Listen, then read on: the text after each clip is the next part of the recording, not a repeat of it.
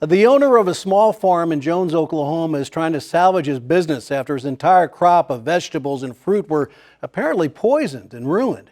Ruzicki Farm supplies hundreds of customers with pesticide-free produce, but not this year. An investigation is underway to determine what happened to the crops and who might have done it. Steve Shaw has our report.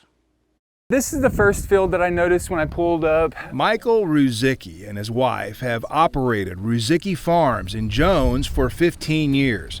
They grow organic vegetables for as many as 300 families each week. This is a little more dead than what it looked like when it was initially found. Last Tuesday morning is when Ruzicki says he discovered thousands of plants in his vegetable crop, either dead or well on their way. I've got 1,700 tomato plants. We have hundreds of squash, hundreds of zucchini, hundreds of cucumbers.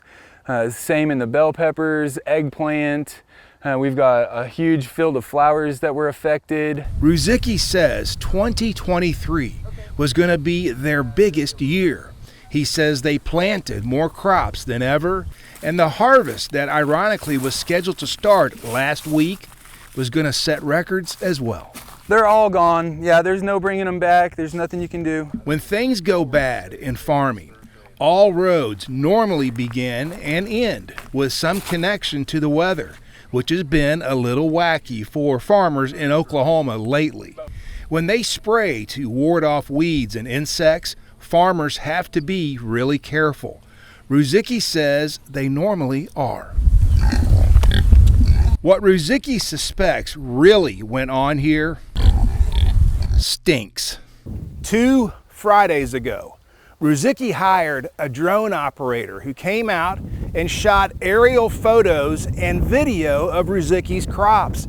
Strictly, he says, for advertisement and social media purposes. Ruzicki says that drone operator he brought in was confronted by an angry neighbor who wanted to know why a camera was up in the sky taking pictures. Ruzicki says he thought the situation had been resolved. He says he has no choice but to believe his crops have been poisoned, and he hopes it was not a neighbor. You have your suspicions. We have suspicions, one a little more sinister than the other. We're actually hoping that it's not that case and that it was more of an accident than anything else. How was this an accident? You know, there's a lot of different theories, but to me, I'm sorry, but it doesn't feel like an accident. Ruzicki filed this police report with Oklahoma City Police last Tuesday. Police spokesman Gary Knight tells me an investigator has been assigned and they're looking into it.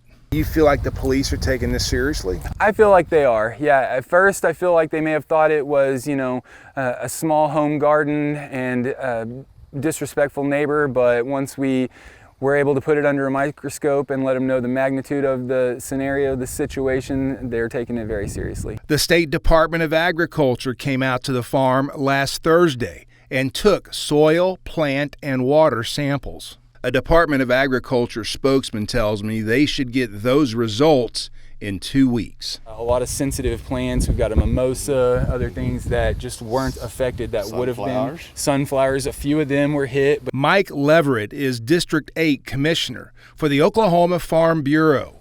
He says in his more than 4 decades as a Farm Bureau member, this is rare. Who knows? Who really knows what happened here until they investigate a little bit more and figure out what's going on. That's right. Yeah, without farmers, there's no food.